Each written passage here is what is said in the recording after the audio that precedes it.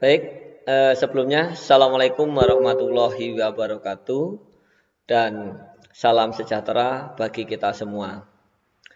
Baik anak-anak, pada video pembelajaran kali ini Bapak mau melanjutkan pada video pembelajaran yang sebelumnya, yaitu video pembelajaran perawatan sistem pendingin udara part 1 atau bagian 1. Yang mana pada bagian 1 kemarin kita sudah bahas tentang bagaimana konsep dari sistem AC sampai menginjak ke komponen sistem AC, khususnya kemarin itu kita bahas sampai pada kompresor. Nah, di sini Bapak atau dalam video ini nanti kita melanjutkan pada komponen-komponen berikutnya, sekaligus nanti materi-materi yang berikutnya yaitu tentang sistem kelistrikan dan proses pengisian refrigeran. Mengenai target berarti juga sama, kita nanti lanjutkan sampai pada proses pengisian refrigeran.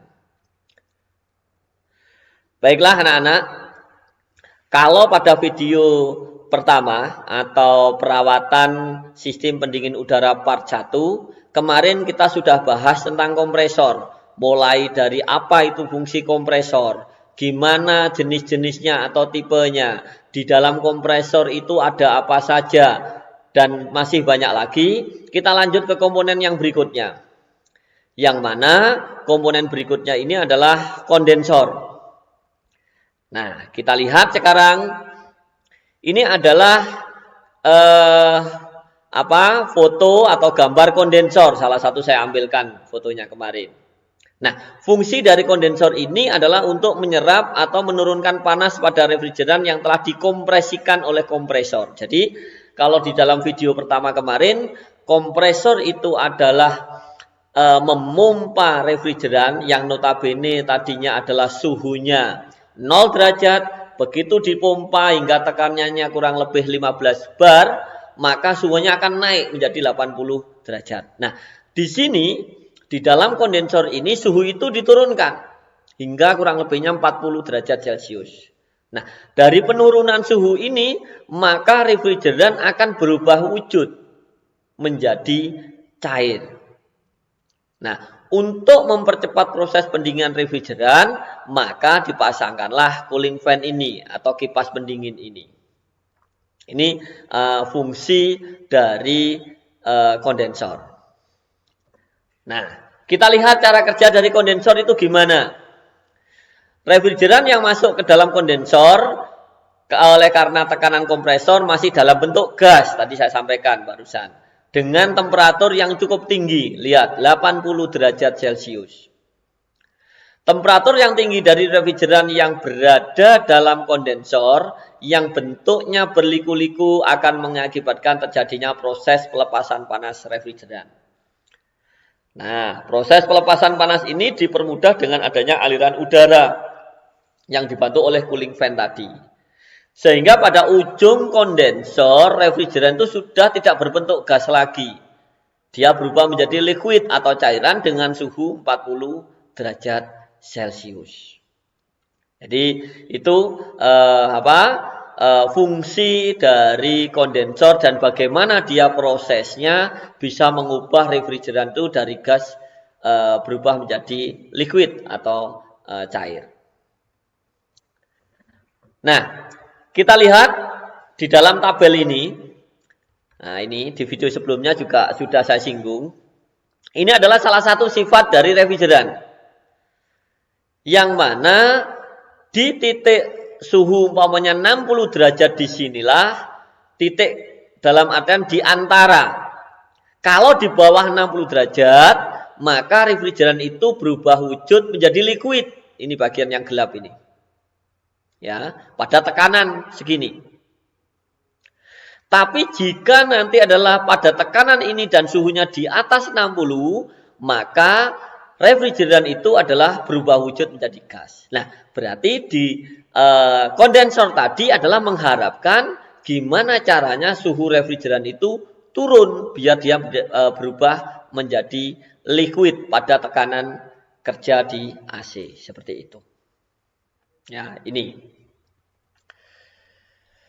Nah, ini adalah tipe-tipe kondensor bisa dilihat dari bentuk lubangnya. Lubang dalam artian lubang saluran yang dialiri refrigeran. Ya, di sini adalah bentuknya seperti pipa, tub bulat. Tapi kalau yang ini pipih bentuknya. Ya, bentuknya pipih.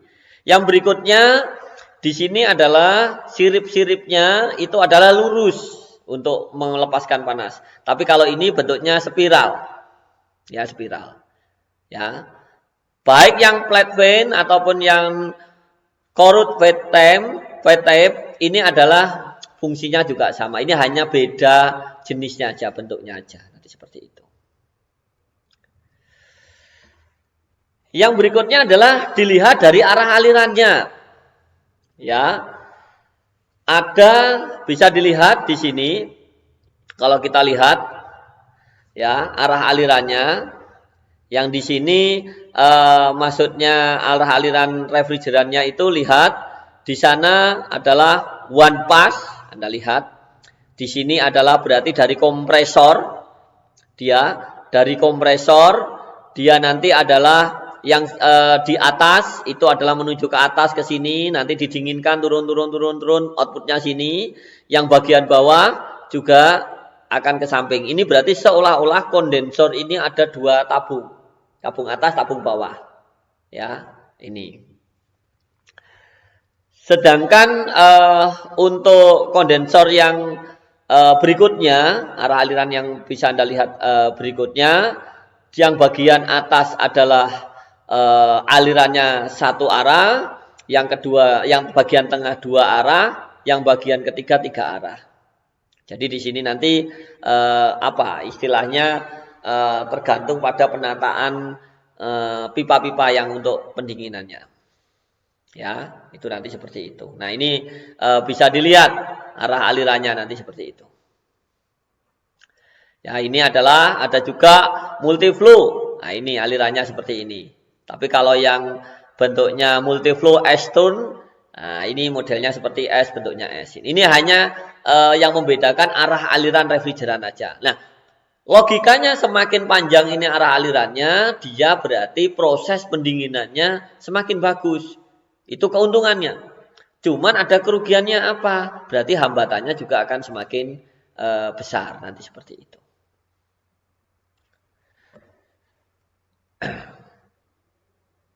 Nah, komponen yang berikutnya di sini adalah receiver dryer. Ya, jadi setelah dari kompresor, dari kondensor, kita ke komponen yang berikutnya yaitu dryer receiver atau dryer atau saringan ya ini istilahnya. Kita lihat. Fungsi dari dryer atau receiver ini adalah untuk menampung refrigeran cair. Kenapa di sini cair? Ya jelas karena refrigeran yang keluar dari kondensor tadi sudah berubah wujud menjadi cair. Tapi di sini sifatnya hanya sementara menampungnya. Ya. Selain itu, dryer juga berfungsi untuk filter, penyaring, baik uap air dan kotoran. Loh, kenapa ini uap air itu perlu difilter? Karena di dalam sistem AC ini tidak boleh ada uap air. Apa yang terjadi jika uap air ini ada di dalam sistem? Dikhawatirkan nanti akan menyumbat di katup ekspansi. Karena kita tahu bahwasanya refrigeran setelah keluar dari katup ekspansi itu suhunya 0. Berarti kalau air kena suhu 0 membeku. Nah, ini bisa mengakibatkan kebuntuan. Makanya di sini nanti adalah peranan dari dryer. Ya, nanti di sini. Cara kerja dari dryer adalah sebagai berikut. Refrigeran dari kondensor masuk ke lubang tabung receiver melalui lubang in atau masuk inlet port.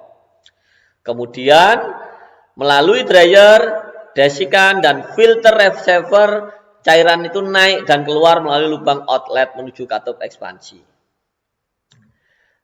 Dryer, desikan maupun filter berfungsi untuk mencegah kotoran yang menimbulkan karat pembekuan terutama pada expansion valve. Nah, di sini perlu diketahui bahwasanya expansion valve itu lubangnya sangat kecil. Makanya ini refrigeran yang melewati katup ekspansi harus benar-benar bersih dan bebas dari uap air. Dan biasanya, nah ini biasanya, tapi tidak semuanya ya, nanti bagian atas reservoir dryer disediakan dengan gelas kaca atau side glass. Ini kaca untuk kita melihat nanti. Ya, tapi untuk yang sekarang tidak semuanya, karena side glass ini bisa saja nanti diletakkan di pipa antara dryer sampai ke katup ekspansi, nanti seperti itu. Nah, ini bentuknya bisa dilihat, ya ini. Jadi ini adalah desikannya, ya tadi yang dia adalah mengikat uap airnya nanti di sana, ya. Ini adalah konstruksinya seperti itu. Ini adalah konstruksi dari dryer atau reservoir dryer. Nah, baik anak-anak, mari kita lanjutkan pada komponen yang berikutnya. Komponen yang berikutnya adalah katup ekspansi atau expansion valve. Nah, kita lihat fungsi dari katup ekspansi ini adalah yang pertama mengkabutkan ke dalam evaporator dan menurunkan tekanannya. Kenapa di sini adalah bisa mengkabutkan? Karena di dalam katup ekspansi di sini dia adalah lubang dari besar, yang dari dryer tadi adalah lubangnya besar. Setelah itu mengalami penyempitan sangat kecil. Setelah itu ada lubang besar lagi. Makanya refrigeran yang keluar dari katup ekspansi itu nanti tekanannya turun dan dia akan nyembur seperti kabut. Ya, bentuknya. Nanti seperti itu. Nah, tujuannya apa? Kok di sana harus ada pengkabutan dan penurunan tekanan? Kita kembali lagi ke konsep awal yang saya terangkan di video sebelumnya. Bahwasanya fluida yang di tekanan rendah maka dia mudah menguap. Nah, harapannya dengan mudah menguap ini dia mudah menyerap panas. Nah, di katup ekspansi sendiri yang sekarang banyak di pasaran, ada yang bentuk siku seperti ini. Dan ada yang bentuk blok. Jadi nanti tolong pada saat Anda menemukan atau praktek, loh ini katup ekspansinya kok beda, itu hanya jenisnya saja bentuknya. Fungsinya sama, seperti itu. Ya, ini. Nah, cara kerjanya katup ekspansi. Oleh karena katup ekspansi valve ini untuk mengkabutkan refrigeran ke dalam evaporator dan menurunkan tekanan, maka lubang keluar pada alat ini berbentuk lubang kecil, orifice, kecil sekali. Makanya di sini tadi refrigeran sebelum masuk ke katup ekspansi, kenapa harus benar-benar bersih? Tidak boleh ada kotoran. Nah, ini di sini sudah terjawab. Adanya lubang orifice kecil. Konstan atau dapat diatur, ini tergantung nanti jenisnya katup ekspansi. Ya, dan pengaturannya menggunakan perubahan temperatur pendeteksi oleh sebuah sensor panas. Nah, ini. Jadi ada lubang besar dengan tekanan tinggi, di sana ada lubang orifice, begitu keluar maka refrigeran itu adalah bentuknya seperti kabut dan tekanannya akan turun drastis. Yang notabene begitu masuk itu tekanannya kurang lebihnya 14,5 sampai 15 bar. Begitu keluar, dia akan turun menjadi 1,5 sampai 2 bar. Nah, ini signifikan penurunannya. Dengan penurunan signifikan ini, maka refrigeran itu sangat mudah menguap. Dan suhunya itu bisa mencapai 0 derajat. Nah, setelah refrigeran yang berbentuk kabut tadi dialirkan kemana? Ke sini. Ke evaporator. Ya, dialirkan ke evaporator. Nah, kita lihat sekarang. Evaporator sendiri seperti ini bentuknya, Anda lihat. Bayangkan kalau pipa ini kita aliri refrigeran yang suhunya rendah, bahkan 0 derajat, bahkan minus. Nah, berarti kira-kira di sirip-sirip ini juga akan terpengaruh, suhunya juga akan rendah. Makanya bisa kita lihat Fungsi dari evaporator adalah kebalikan dari kondensor. Kalau kondensor tadi kan fungsinya mendinginkan refrigeran atau menurunkan suhu refrigeran yang notabene dari 80 menjadi 40 dibantu oleh udara luar. Kalau di sini adalah menyerap panas dari udara di dalam ruangan melalui sirip-sirip yang ada di evaporator. Jadi tadi saya singgung bahwasanya refrigeran yang masuk sini adalah suhunya dingin, sehingga sirip-sirip ini menjadi dingin. Udara akan dialirkan, dipaksa untuk melewati sirip-sirip, sehingga di sini terjadi proses penyerapan panas. Nah, kalau di sini terjadi proses penyerapan panas, berarti yang keluar ke sana nanti tinggal udara dinginnya saja. Panasnya diserap oleh evaporator. Itu seperti itu nanti konsep kerjanya. Nah, evaporator ini nanti letaknya biasanya di dalam Di dalam, kalau di dalam mobil ya berarti di mana ada blower itu berarti nanti dekat di situ. Ya, di ruangan pengemudi lah nanti di sana. Tapi kalau letak dari kompresor, kondensor, dryer tadi itu biasanya berada di luar kendaraan atau di luar unit. Nah, sekarang kita lihat cara kerja dari evaporator. Perubahan zat cair dari refrigeran menjadi gas yang terjadi pada evaporator akan berakibat terjadinya penyerapan panas. Nah ini, apa maksudnya? Jadi dengan refrigeran menguap itu mudah menguap, maka dia mudah menyerap panas. Ya, di daerah sekelilingnya. Udara yang melewati kisi-kisi evaporator, panasnya akan terserap sehingga dengan hembusan blower, udara yang keluar ke ruangan kabin mobil akan menjadi lebih dingin. Nah, itu prosesnya ya, prosesnya di dalam evaporator. Nah, selanjutnya di sini tadi saya sebutkan atau saya jelaskan bahwasanya udara itu dipaksa untuk masuk ke atau melewati sirip-sirip evaporator. Siapa yang mengarahkan? Nah, ini ada bantuan alat atau komponen. Apa? Yaitu blower. Nah, kita lihat sekarang. Nah, ini blower. Blower ini nanti bisa diatur tingkat kecepatannya. Nanti bisa kita lihat di sirkuit kelistrikan yang ada di AC. Pada saat ini nanti kita fungsikan, blower ini akan muter, akan menghisap udara panas. Nah, sebentar, ini. Nah, ini akan menghisap udara panas ke sini masuk. Ya, masuk ke sini. Nah, nanti mengarahkan ke evaporator ke sana. Nah, ini evaporator ke sana. Sehingga udara yang panas ini nanti akan mau nggak mau sebelum keluar ke ruangan pengemudi akan melewati sirip-sirip evaporator. Sehingga di dalam sirip-sirip evaporator itu akan terjadi proses penyerapan panas. Nanti seperti itu. Nah, sekarang kita lanjut. Nah, berarti setelah itu kemana refrigeran? Lama-kelamaan setelah terjadi proses penyerapan panas, maka refrigeran akan menguap dan berubah wujud menjadi uap dengan tekanan rendah. Dan masuk lagi ke kompresor. Dipompa lagi oleh kompresor. Sehingga tekanan dan suhunya tinggi, bentuknya gas menuju ke kondensor. Di sini terjadi proses pendinginan.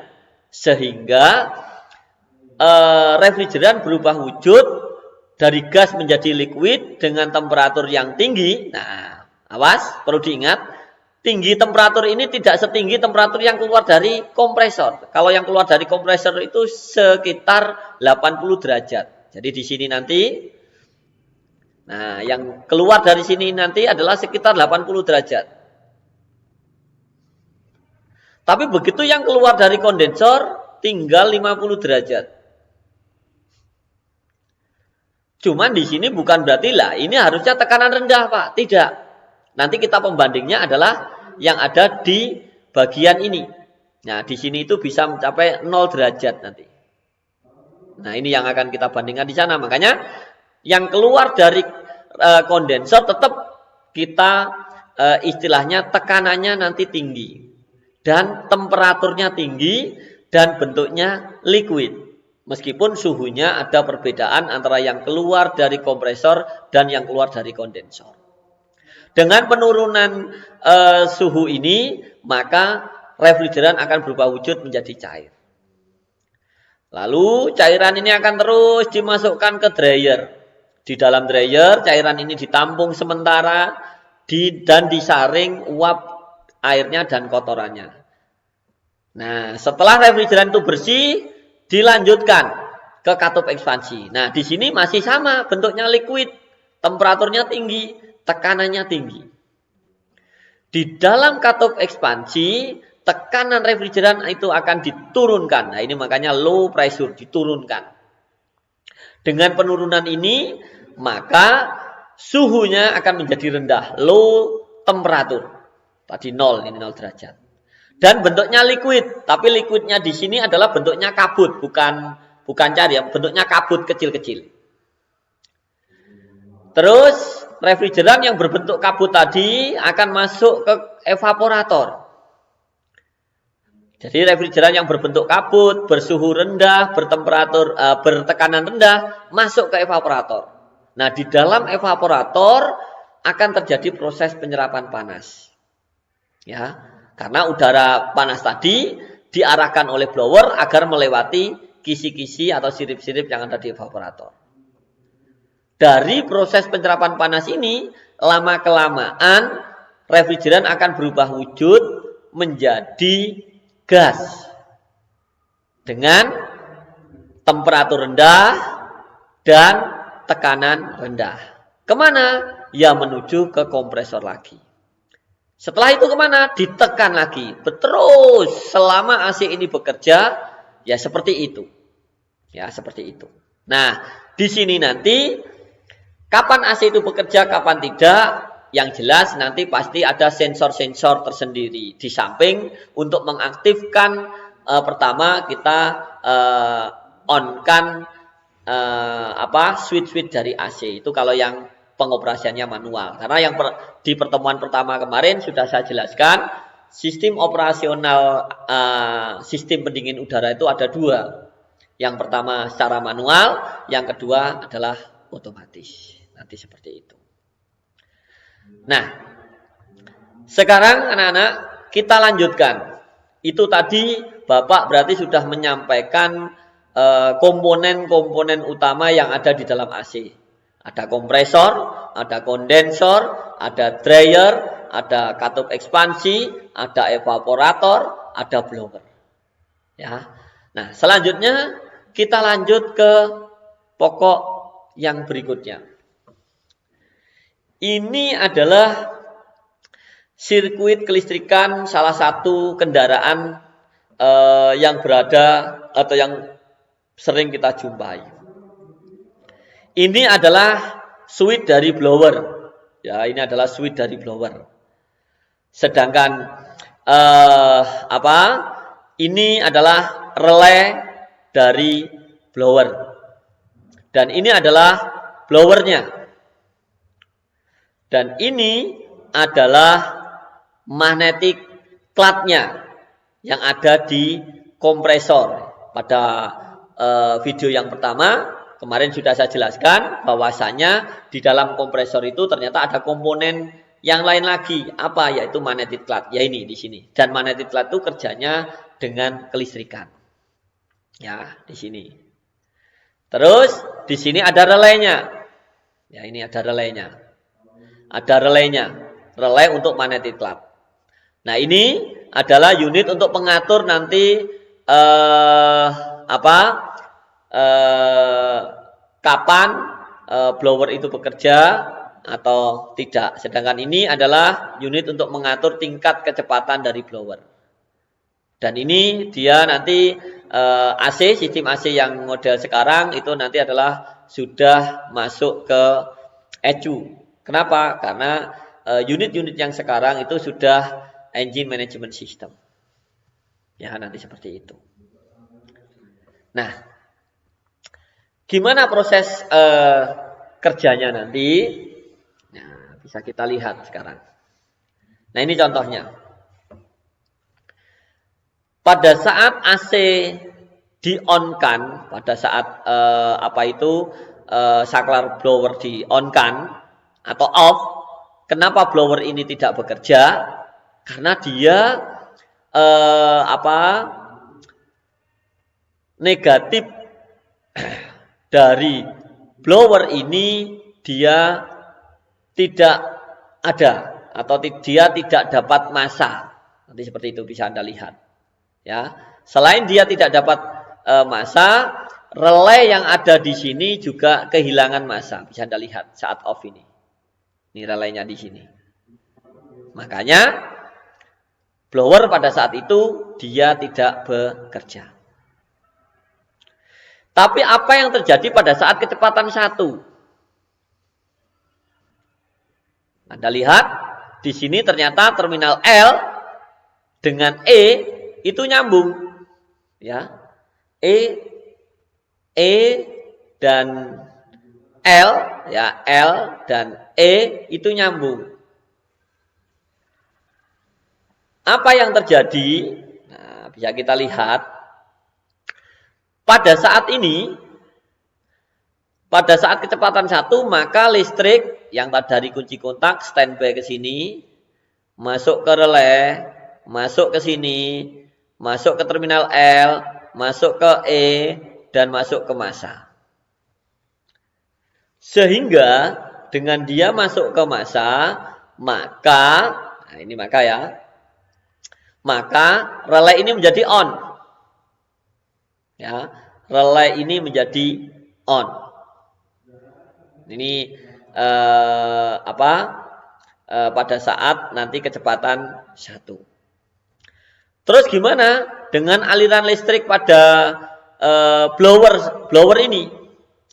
Berarti listriknya nanti dari fuse di sini menuju terminal 30, 87 pada relay menuju ke blower. Nah, ini menuju ke blower, ya. Dia ke sana. Oh, tidak bisa. Berarti mau nggak mau nanti dia melewati ini.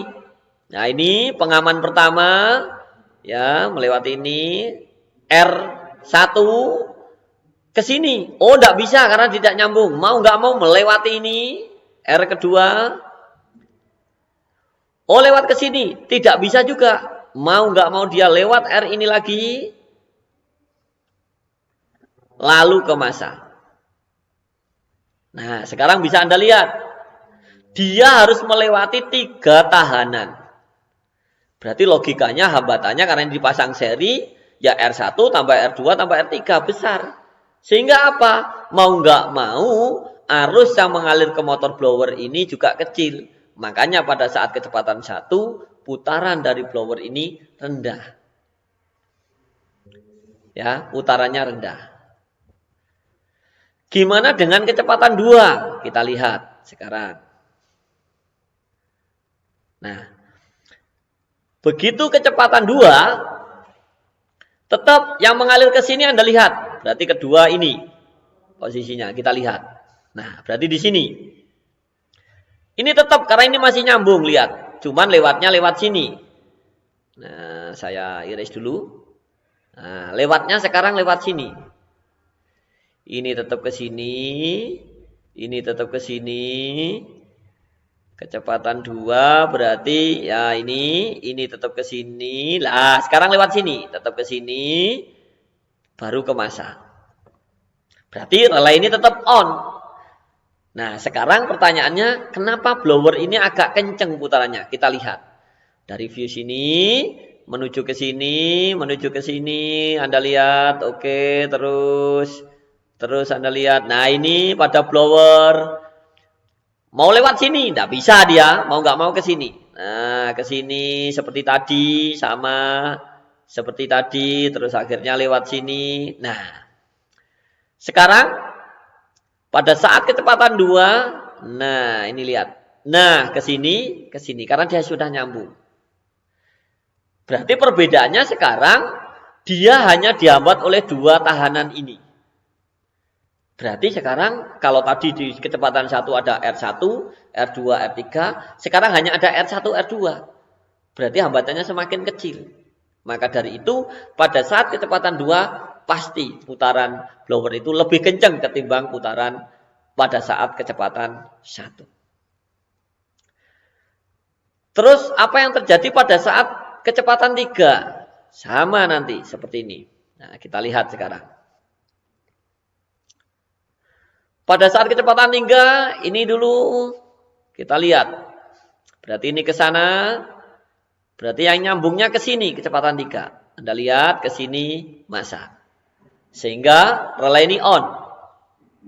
Nah, dengan relay ini on sama seperti tadi suplai listriknya. Ke sini Anda lihat ke relay, ke sini menuju ke blower.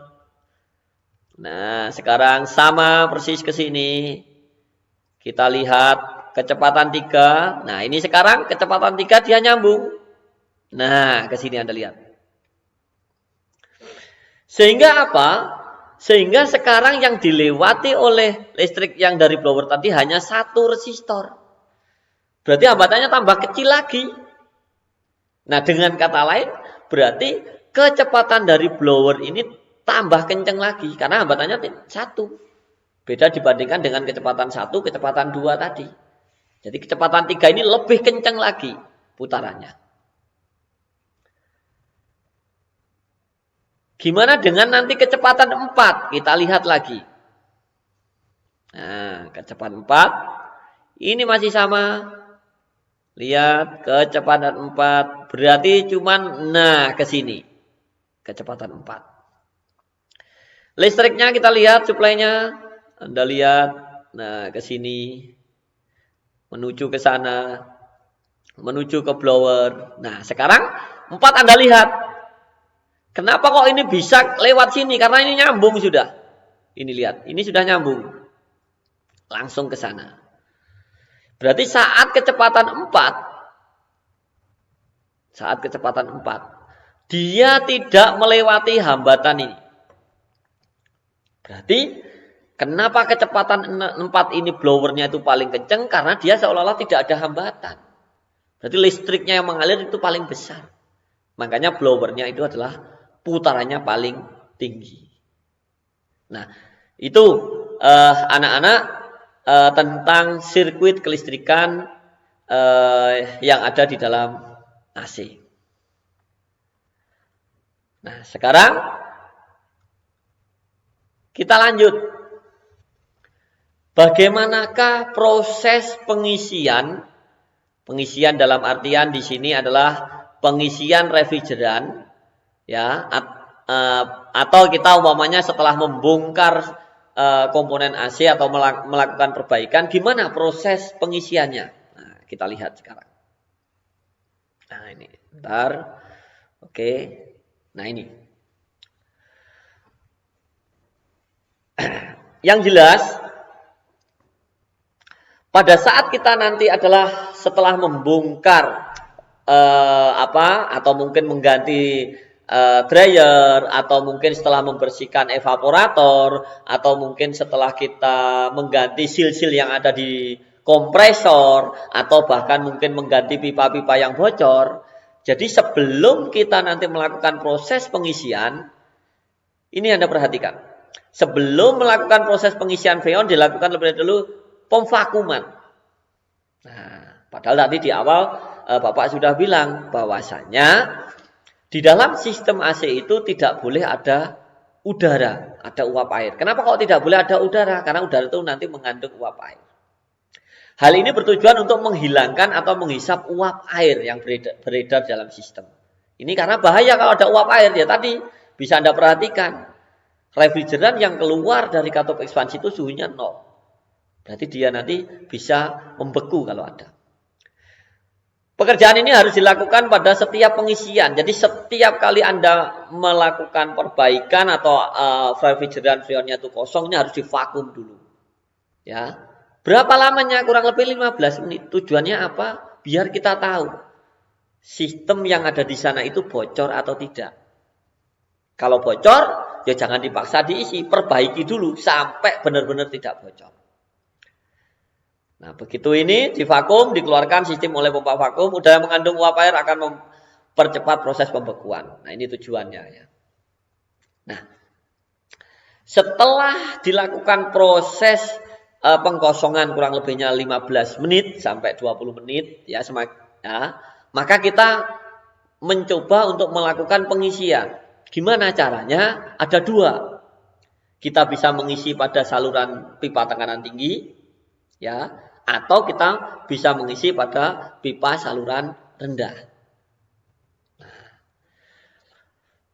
Kita bahas yang pertama dulu, mengisi pada saluran tekanan tinggi.